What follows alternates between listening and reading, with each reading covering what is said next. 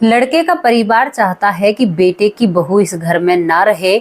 अगर बेटे की बहू यहाँ पर रहेगी तो बेटा जितनी भी कमाई वो सारी अपनी बहू पर लुटाएगा और हम लोग क्या खाएंगे। दोस्तों, वो परिवार कामयाब हो जाता है उस बेटे की बहू को घर से निकालने में, और वो लड़की भी अपने मायके वालों की बातों को सुनते सुनते अपने घर को अपने ही हाथों से आग लगा लेती है।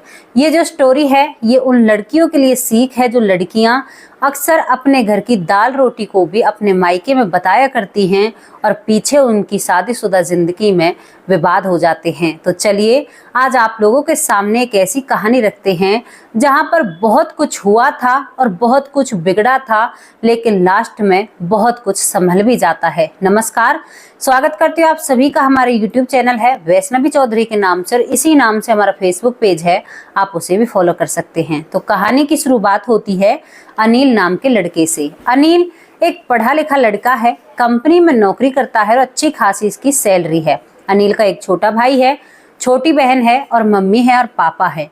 अनिल अच्छी खासी तनख्वाह पा रहा है कंपनी से, तो माँ जब नोट गिना करती तो बहुत खुश हुआ करती। अब यहाँ पर वो अपने बेटे के लिए एक लड़की तलाशते हैं शादी के लिए, क्योंकि उनका सोचना था कि कोई गाय जैसी बहू लेकर आएंगे और हमारा भी बखत अच्छे से कट जाएगा और बेटे का भी घर बस जाएगा। अब यहाँ पर अनिल के लिए एक लड़की ढूंढी जाती है जो पास ही के गांव में मिल जाती है, जिसका नाम संजना होता है। संजना पढ़ी लिखी होती है और बहुत ज़्यादा अच्छी पढ़ी लिखी होती है और वो तेज तर्रार भी लड़की होती है।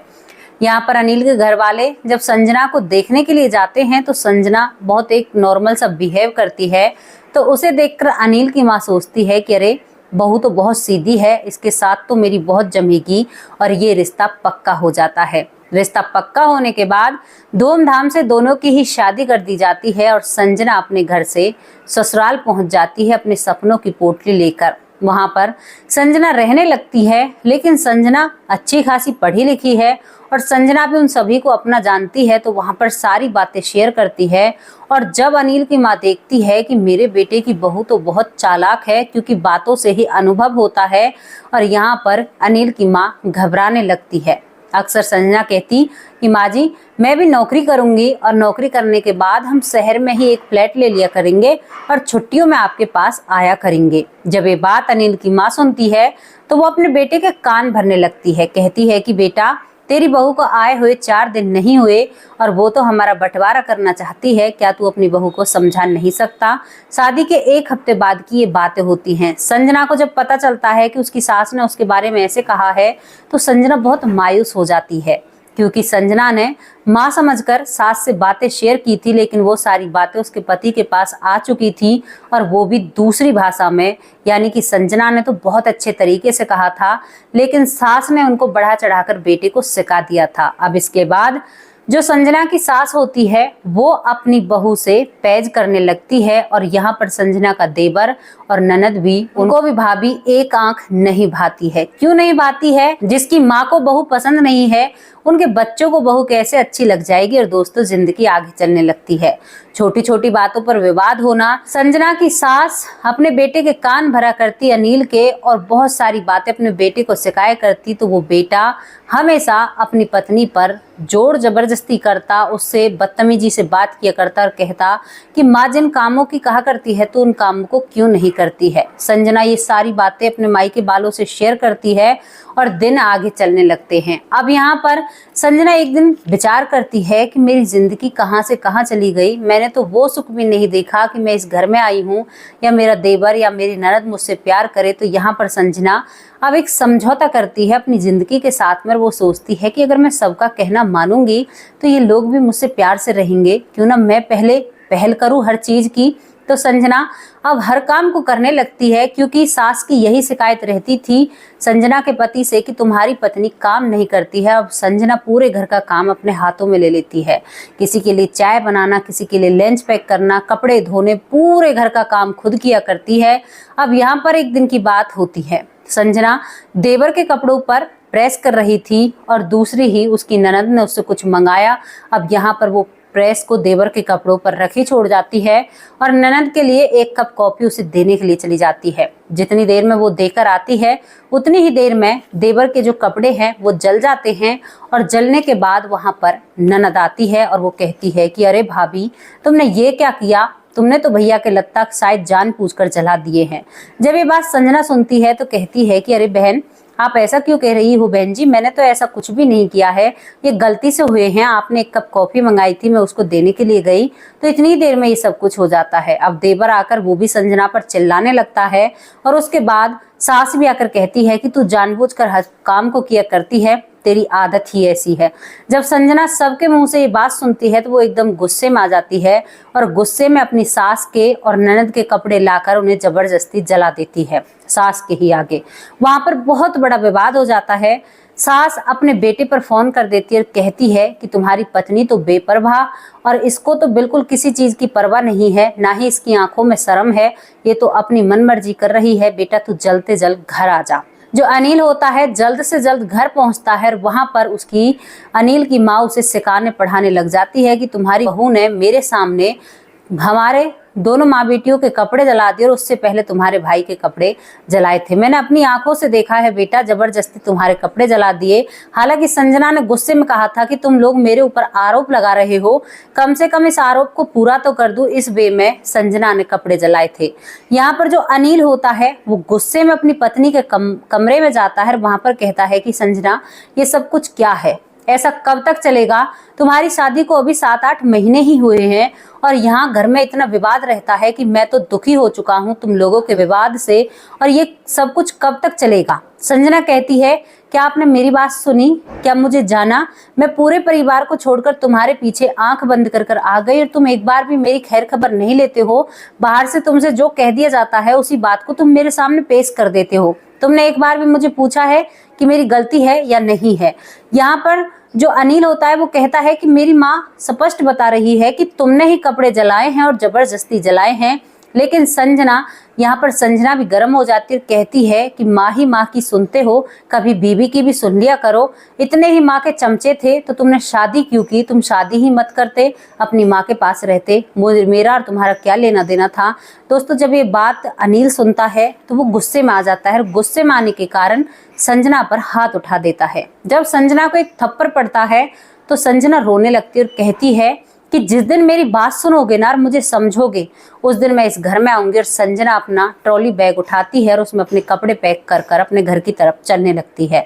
यहाँ पर संजना ने अपने मायके वालों को सब कुछ पहले ही बता रखा था कि मेरी आज ऐसे ऐसे सास के कपड़े जल चुके हैं तो लड़ाई बहुत बड़ी होने वाली है। तो यहाँ पर संजना के घर वालों ने भी कह दिया था कि बेटी, हमने तुम्हें बेचा नहीं है, अगर कोई ऐसी परेशानी आए तो अपने घर आ जाना तू, बाकी हम सब कुछ आप देख लेंगे। संजना अपने मायके पहुंच जाती है और जो अनिल होता है उसे बिल्कुल भी पश्चाताप नहीं होता कि उसने अपनी पत्नी के साथ क्या किया है। अब दोस्तों, अनिल की माँ तो बड़ी खुश रहती है, अपने बेटे का लंच पैक करती है और अपने बेटे का बहुत ख्याल रखती, क्योंकि बहू नहीं है ना, अब वो पूरी माँ बनकर अपने बेटे को दिखाती है और यहाँ पर जिंदगी आगे चलने लगती है। धीरे धीरे वक्त निकलता है दोस्तों। संजना 1 साल तक अपने मायके में रूठी हुई बैठी हुई होती है और उधर जो अनिल होता है वो भी अपनी पत्नी को नहीं मनाता है।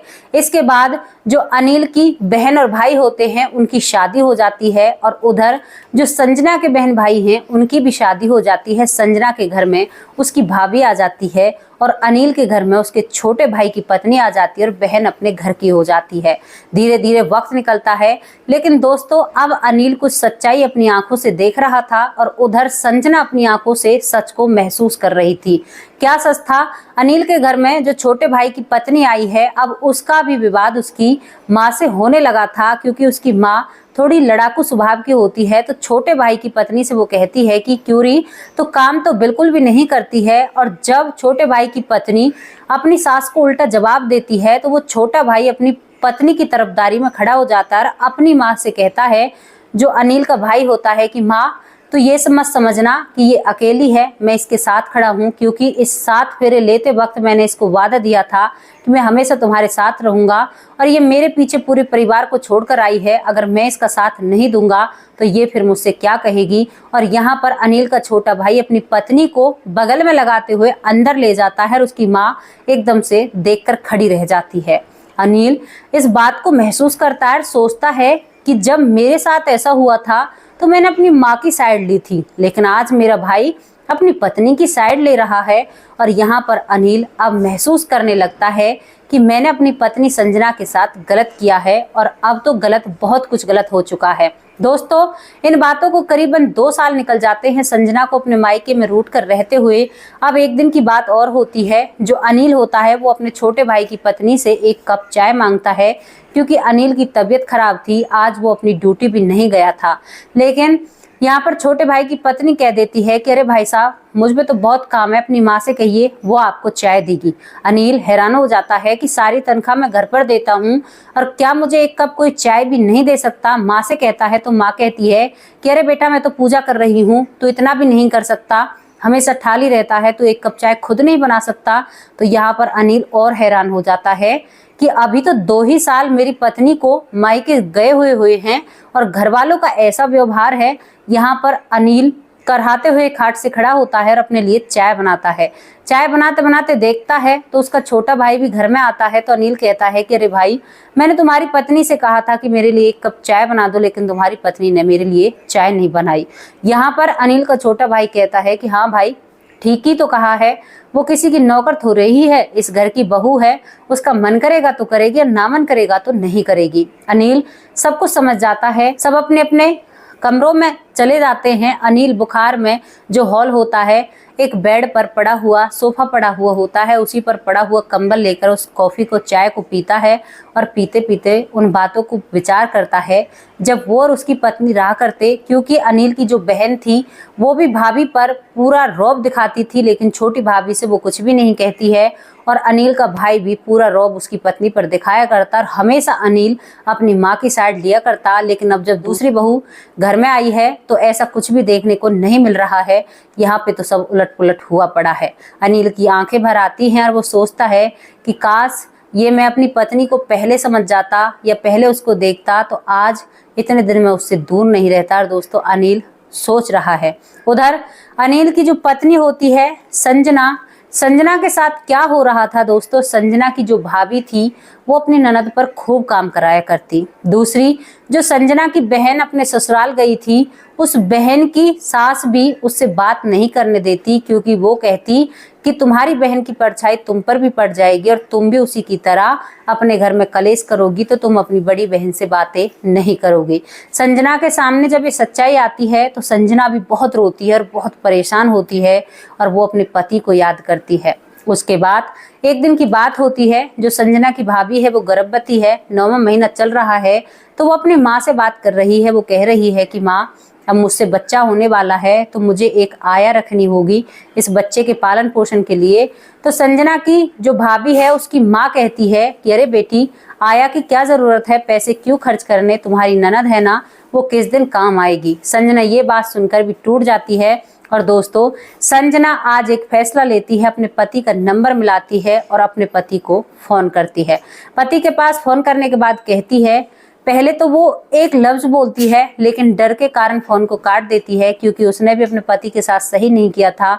लेकिन दोबारा अपनी मुट्ठियों को भेजते हुए और घबराहट सी में दोबारा फोन करती है। और यहाँ पर जो अनिल बिस्तर पर पड़ा हुआ था बीमार, वो भी सोच में पड़ता है कि आज 2 साल बाद मेरी पत्नी का फोन आया है। बस सोच ही रहा था, इतने ही दोबारा फोन बज जाता है और अनिल फोन उठाते हुए कहता है कि हेलो। तो संजना इस हेलो को सुनकर 2 साल में सुन रही थी तो भावुक को उठती है और कहती है कि कैसे हो। तो अनिल कहता है कि ठीक हूँ, लेकिन आवाज़ से अनिल ठीक नहीं लग रहा था। तो संजना कहती है कि आप आवाज़ से ठीक नहीं लग रहे हो, क्या परेशानी है। तो अनिल कहता है कि बिना देखे कैसे पता तुम्हें कि मुझे कोई परेशानी है। तो यहाँ पर संजना कहती है कि धड़कन को और आवाज़ की वो गर्मी को मैं आज भी महसूस कर सकती हूँ, लेकिन क्या करूँ, समय इतना खराब था कि बुद्धि प्रभु ने हर ली मेरी, जो उस वक्त ऐसे फैसले हो गए। अनिल भी सोच विचार में पड़ जाता है और कहता है कि संजना, एक बात कहूँ, अगर बुरा ना मानो। तो संजना कहती है कि हाँ, एक क्यों, 2 बात कहो। तो अनिल कहता है, क्या तुम मुझे माफ़ नहीं कर सकती? मैंने तुम में और अपनी माँ में बहुत फ़र्क किया और मैंने अपनी माँ के सामने तुम्हें तवज्जो नहीं दी, मान सम्मान नहीं दिया, उन सब के लिए यार मुझे माफ़ कर दो। और हाँ, तुमने आज फ़ोन क्यों किया है? तो संजना कहती है कि मैं तुम्हारे साथ रहना चाहती हूँ, तुम्हारे साथ उन पलों को दोबारा जीना चाहती हूँ जिन पलों को मैंने ठोकर मारकर भगा दिया, हटा दिया, और मैं तुम्हारे साथ जिंदगी जीना चाहती हूँ। अनिल भी फूट फूट कर रोने लगता है, संजना भी बहुत रोती है और अनिल कहता है कि क्यों चिंता करती हो, तुम्हें लेने जरूर आऊंगा, केवल 2 दिन और रुक जाओ, मैं तुम्हें लेने के लिए जरूर आऊंगा। दोस्तों, अनिल का बुखार भाग जाता है, अनिल की खुशी का ठिकाना नहीं होता। उधर संजना भी अपना बैग पैक करती है। जब संजना की माँ देखती है कि बेटी तू बैग पैक क्यों कर रही है, तो संजना कहती है कि माँ मैं एक ट्रिप पर जा रही हूँ। संजना अपने घर वालों को भी नहीं बताती है। उधर जो अनिल होता है अपनी पत्नी के लिए एक फ्लैट खरीदता है, अपने घर वालों को नहीं बताता है क्योंकि उसकी तनख्वाह अच्छी खासी होती है। और इसके बाद अनिल 2 दिन बाद अपनी पत्नी को लेने के लिए पहुंच जाता है। जब दरवाजे पर अनिल पहुंचता है तो दरवाजे पर संजना की माँ होती है और कहती है कि हाँ आ गई अपनी पत्नी की याद, बहुत दिनों में पत्नी की याद आई है। तो यहाँ पर संजना पीछे खड़ी हुई कहती है कि माँ खबरदार, मेरे पति से अगर आपने कुछ कहा तो मैंने इन्हें बुलाया है और ये मुझे लेने के लिए आए हैं। संजना की माँ आंगन में खड़ी रह जाती है और संजना अपने पति को घर पर बैठने भी नहीं देती है। अपना बैग उसने तैयार कर रखा था और जिन कपड़ों में वो थी उन्हीं कपड़ों में अपने पति के साथ बैठकर अपने ससुराल आ जाती है। लेकिन जैसे ही संजना गाड़ी में बैठकर और दोनों गले मिलते हैं, गाँव से बाहर निकलकर दोनों गले मिलकर खूब रोते हैं। और यहाँ पर अनिल अपनी पत्नी को एक गिफ्ट देता है। वो गिफ्ट क्या होता है? सोने का नया मंगलसूत्र दोस्तों उसके गले में पहनाता है। और उसके बाद जैसे ही संजना ससुराल की तरफ चलती है तो संजना कहती है कि आप मुझे कहाँ पर ले जा रहे हो, ससुराल तो उस तरफ नहीं है। तो यहाँ पर अनिल अपनी पत्नी को नए फ्लैट में ले जाता है और वहां पर अपनी पत्नी का गृह प्रवेश कराता कहता है कि आज से हमारे नए जीवन की शुरुआत यहीं से होगी।